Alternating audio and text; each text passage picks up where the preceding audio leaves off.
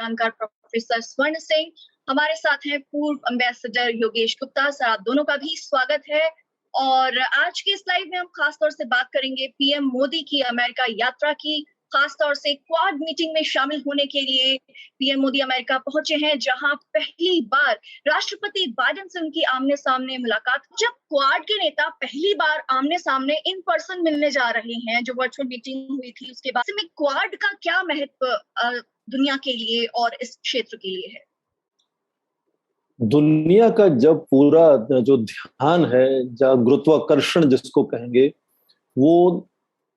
North Atlantic से हटकर पिछले 20 सालों में हिंद प्रशांत की तरफ मुड़ा है,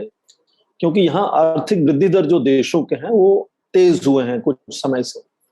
तो उसी के चलते सबसे बड़ी अर्थव्यवस्था और सबसे तेजी से आगे बढ़ती हुई अर्थव्यवस्था है चीन की।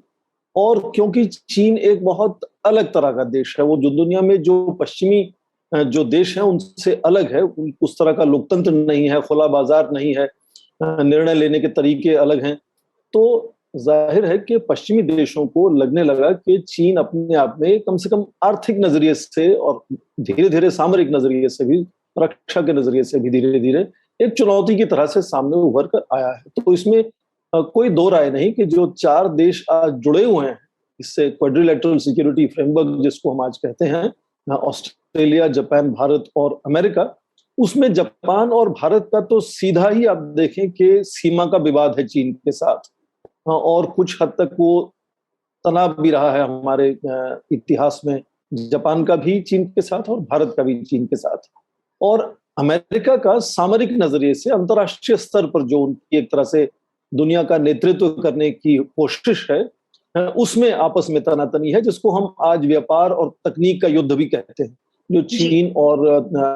अमेरिका के साथ में चल रहा है। और ऑस्ट्रेलिया क्योंकि शुरू से ही चीन का एक तरह से अच्छा व्यापार था, पर उसमें बहुत तनाव आया, और क्योंकि ऑस्ट्रेलिया बहुत करीबी रिश्ते हैं अमेरिका से,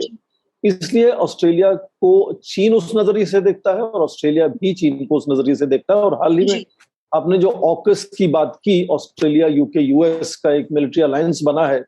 उसमें शायद ऑस्ट्रेलिया और भी करीबी तरह से जुड़ जाता है अमेरिका की जो हिंद प्रशांत सागर की नीति है। पर एक बात मैं जरूर यहाँ जोड़ देना चाहूंगा कि चीन को सुलझाने के लिए क्वाड्रिलेटरल सिक्योरिटी फ्रेमवर्क नहीं बना है। इस तरह से यदि हम क्वाड्रिलेटरल सिक्योरिटी फ्रेमवर्क या क्वाड को देखेंगे तो उसको हम बौना करने की कोशिश करें। क्वाड का जो उद्देश्य आज है वो बहुत बड़ा है, और हाल ही में देखें 12 मार्च को जो पहला शिखर सम्मेलन हुआ था क्वाड का, उसमें 3 वर्किंग ग्रुप बनाए गए थे, क्रिटिकल टेक्नोलॉजीज को लेकर, क्लाइमेट चेंज को लेकर और ये सर्वव्यापी महामारी को लेकर। तो उसमें ही दिखाया गया कि जो उद्देश्य क्वाड का है वो बहुत बड़ा है और पूरी अलग तरह का है। उसमें चीन को चुनौती को किस तरह से सुलझाना है उस पर भी सोच हो सकती है। पर अब मुझे लगता है इस बार जब शुक्रवार को आमने सामने मिलेंगे चारों नेता, तो इन 3 जो चीजों पर फोकस किया था, महामारी के ऊपर, क्लाइमेट चेंज और उसके साथ साथ ये क्रिटिकल टेक्नोलॉजी को लेकर, अब एक और उसमें जुड़ने की उम्मीद की जा रही है कि जो चिप्स बनते हैं, जो सेमीकंडक्टर टेक्नोलॉजी है, जिसकी पूरी दुनिया को बहुत ज्यादा जरूरत है और पूरा विश्व निर्भर होता है, उस पर नजर आता है, तो उसका उत्पादन चीन और साउथ कोरिया और ताइवान करते हैं। तो पूरी एक बातचीत चल रही है कि जो इंटरनेशनल सप्लाई चेन्स हैं, प्रोडक्शन चेन्स हैं, वो शायद बहुत चाइना सेंट्रिक हैं, और चाइना पर निर्भरता कम करने के लिए ये सर्वव्यापी महामारी से जब उभर रहे देश, आर्थिक वृद्धि दर फिर से तेजी पकड़ने लगा है, तो क्या इस अवसर पर इसको कोई नया मोड़ दिया जा सकता है कि जो हाल ही में चीन ने यूरोपीय संघ के साथ बड़ा समझौता किया, क्वाड देशों के बीच कोई बड़ा व्यापार सौदा क्यों नहीं होता है दुनिया में चीन की मोनोपोली को रोकने के लिए? ये सवाल किया है आदित्य एस ने। आपसे इसका सबसे पहले जवाब जानना चाहेंगे प्रोफेसर स्वर्ण सिंह जी। जैसे पूरी दुनिया जानती है पहले से ही कि चीन का जो आर्थिक उत्थान हुआ है, उसके चलते आज चीन की जीडीपी $16 ट्रिलियन तक पहुंच चुकी है। तो इसलिए चीन का जो लीवरेजेस हैं, जो हैसियत है उसकी, जो काबिलियत है कि कितना ज्यादा निवेश वो कर सकती है दुनिया में जाकर, वो शायद दूसरे देशों में उतनी निवेश की हैसियत नहीं है। हाँ, निवेश करते हैं दूसरे देश भी, अमेरिका का सबसे बड़ा निवेश है दुनिया में, पर वो पहले से ही करता रहा, उसका नया नहीं है निवेश। तो इसलिए चीन जो है वो हम हमेशा देखते हैं कि नई नई संधि पर हस्ताक्षर करता है दूसरे देशों के साथ जाकर, वो चाहे फ्रांस हो, फ्रांस के साथ बड़ी संधि हुई, इटली के साथ भी संधि हुई। तो इस तरह से वो निवेश जाकर दुनिया भर में करता है। तो क्या क्वाड्रिलेटरल जो सिक्योरिटी फ्रेमवर्क है वो उसकी नकल करे, क्या उसी तरह का निवेश करे? मुझे लगता नहीं कि ये जरूरी है, और ऐसा ना ही कोई करने की कोशिश कर रहा है। क्वाड के जो देश हैं वो निवेश और अंतर्राष्ट्रीय स्तर पर जो आर्थिक निर्णय हैं उनको तौर तरीके कैसे होने चाहिए, उनका क्वालिटी कंट्रोल कैसा होना चाहिए, और खुले तरीके से किस तरह से ये संधियों पर हस्ताक्षर और बातचीत होनी चाहिए, उस पर हमेशा से लगातार जोर देता आया है। एक हाल ही में G7 शिखर सम्मेलन हुआ था, उसमें उन्होंने एक नया सोच सामने रखी कि जिसको उन्होंने कहा बिल्ड बेटर वर्ल्ड, कि वो दुनिया को अच्छे तरीके से परियोजनाएं देना चाहते हैं जिनमें एक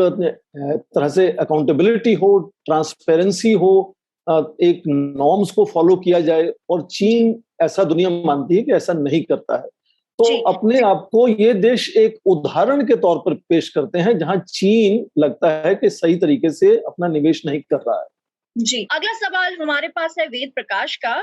जो पूछते हैं कि क्या भविष्य में भारत को ऑकस को ज्वाइन करना चाहिए, या फिर वो देश, क्या मैं इसमें अपना एक और सवाल जोड़ रही हूँ, क्या जो ऑकस के देश हैं क्या भविष्य में इस बात के लिए इंटरेस्टेड होंगे या मानेंगे कभी कि भारत भी ज्वाइन करे, या फिर ऑकस जो है उससे भारत को कितनी दूरी बनाकर रखनी चाहिए, या फिर भारत खुद इंटरेस्टेड होगा कभी ऑकस को ज्वाइन करने के लिए? इसका सवाल का जवाब जानना चाहेंगे। धन्यवाद वार्तिका। ये ऑकस का विषय बहुत उछलकर सामने आया है हमारे सबके। हालांकि विदेश सचिव ने कल कहा कि ऑकस और क्वाड का कोई आपस में लेन देन नहीं है और ना कुछ असर होने वाला है, पर मुझे लगता है कि असर इसका जरूर होगा। कितना असर होगा वो ये तय करेगा कि भारत और अमेरिका के आपस में तालमेल कितना सुदृढ़ रहता है, क्योंकि ये चार देश ऑस्ट्रेलिया, जापान, भारत और अमेरिका जुड़े हुए हैं क्वाड में, पर इनमें भी हल्का सा जो नजरिया है उस फर्क रहता है उसमें। और जब पूरा विश्व आज बात कर रहा है कि राष्ट्रपति जो बाइडेन की नीतियां जो हैं वो डोनाल्ड ट्रंप जैसी होती नजर आ रही हैं, तो लगता यह है कि क्या अमेरिका का रुझान आज भी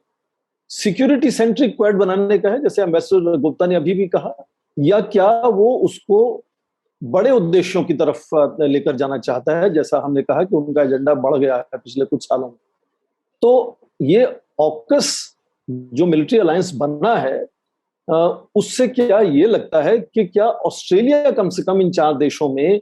एक सिक्योरिटी सेंट्रिक अप्रोच लेने को तैयार हो गया, क्योंकि ये जो नाभिकीय पनडुब्बियां जाएंगी ऑस्ट्रेलिया और वहां उनको डिप्लॉय किया जाएगा, उसका चीन पर सीधा असर होगा। तो ये सुरक्षा के रुझान से नया एक पहलू है,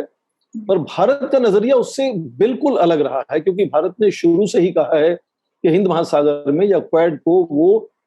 सैन्य शक्ति के नजरिए से बिल्कुल नहीं देखता, और ना ये चाहता है कि उसको केवल एक छोटे से कुछ देशों का क्लब बना दिया जाए। तो इसीलिए भारत का रुझान है कि क्वाड प्लस भी होना चाहिए, क्वाड प्लस प्लस भी होना चाहिए, वो सब बातचीत चल रही है। और ऑकस के आने से एक तरह से भारत को चौकन्ना होना पड़ेगा, और इसकी पूरी डिटेल विस्तार क्या, क्यों ऐसा हुआ, इसलिए ये जानना होगा अमेरिका से। और आखिरी बात 10 सेकंड में जोड़ूंगा, बहुत से रक्षा विशेषज्ञ ये मानते हैं कि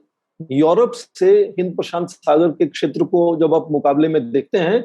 तो हिंद प्रशांत सागर में भारत फ्रांस की तरह है और ऑस्ट्रेलिया ब्रिटेन की तरह है। तो आज जो फ्रांस को महसूस हो रहा है, उम्मीद करें कि कभी भी भारत को क्वाड में इस तरह का महसूस ना हो। इसके लिए कुछ मुझे लगता है कि कुछ तैयारियां करनी होंगी, तैयारियां और क्लैरिफिकेशंस लेने की जरूरत होगी। बिल्कुल। सार्क के मीटिंग कैंसिल होने से सभी का नुकसान है। प्रोफेसर स्वर्ण सिंह जी, आपका इस पे क्या कहना है? हाँ, कुछ हद तक ठीक कहा मिस्टर गुप्ता ने, सभी का नुकसान है, पर जो राष्ट्र प्रस्ताव रखता है और बाकी सारे बैठक में शामिल देश उसको नकार देते हैं, तो जाहिर है उसका नुकसान बाकी देशों के मुकाबले में ज्यादा हो जाता है। और एक बार फिर ये पूरा विश्व देखता है कि पाकिस्तान के प्रस्ताव को कोई भी उसका पड़ोसी देश मानने को तैयार नहीं है। तो उनकी साख पर जो चोट लगती है वो अलग है, मुझे लगता है ये हमें मान लेना चाहिए।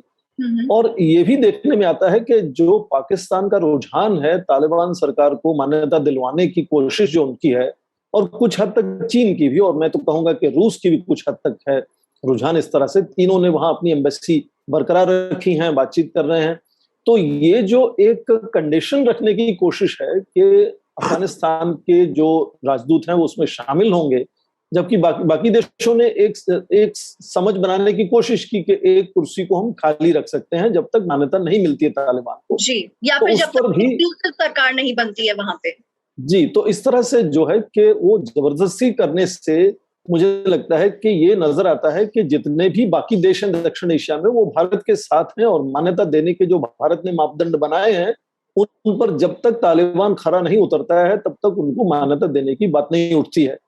तो ये भारत की साख को एक तरह से मैं कहूं कि थोड़ा सा और ताकत देता है,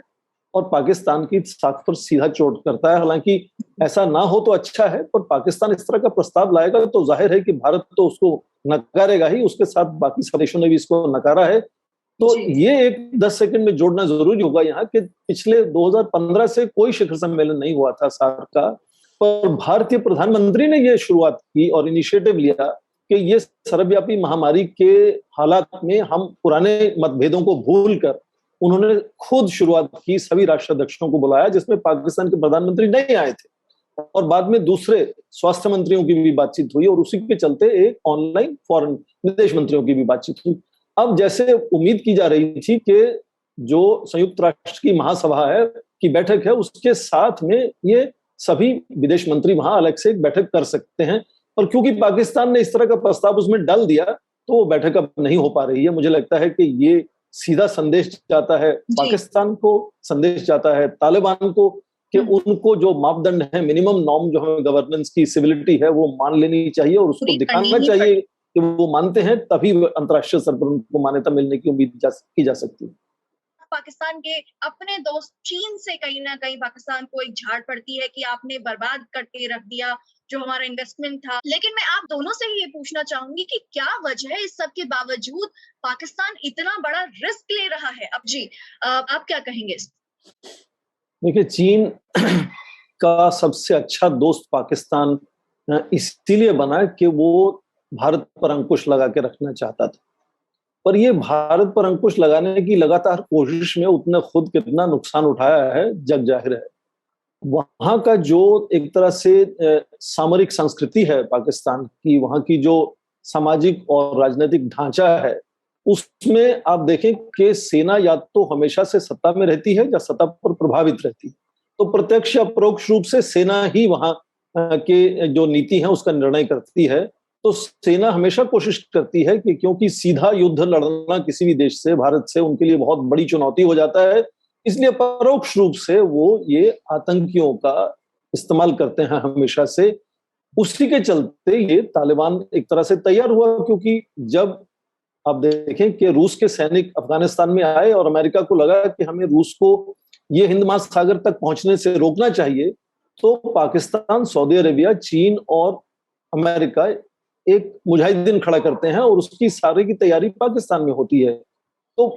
अमेरिका भी पाकिस्तान को इस्तेमाल करता रहा एक तरह से, और उनको बढ़ावा देता रहा कि इस तरह की तैयारी करते रहे। तालिबान की तैयारी यहाँ हुई, तो इसीलिए आज देखें कि एक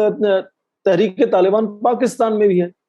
वो उनके लिए चुनौती भी हो सकती है। तो यदि आतंक को बढ़ावा देंगे तो पाकिस्तान पर नकारात्मक असर होगा ही,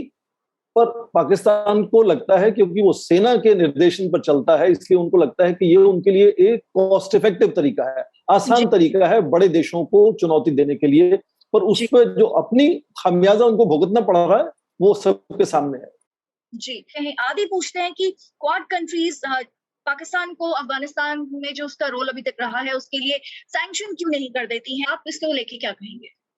देखिए, पहले तो क्वाड जो है वो एक संगठन है, संस्थान नहीं है, उनका अपना संविधान नहीं है जिसमें ये लिखा गया हो कि क्या होने पर किस तरह का निर्देशन दिया जाएगा। पर आप देखें, वो चाहे अमेरिका हो या संयुक्त राष्ट्र संघ हो, वो पाकिस्तान में कई लोगों को टेररिस्ट करार कर चुका है, अफगानिस्तान में सरकार में जो आज बैठे हैं उनको भी टेररिस्ट करार कर चुका है, उन पर इस तरह के प्रतिबंध लगे हुए हैं। ऐसा नहीं कि प्रतिबंध उन पर नहीं लगे हुए हैं, पर क्वाड उन पे अलग से प्रतिबंध नहीं लगा सकता, क्योंकि उनका अभी कोई संविधान नहीं लिखा गया कि किस सिचुएशन में किस तरह के प्रतिबंध वो लगाएगा। क्वाड अभी तैयार हो रहा है। मुझे लगता है भविष्य में हो सकता है कि वो संस्थान बन जाए,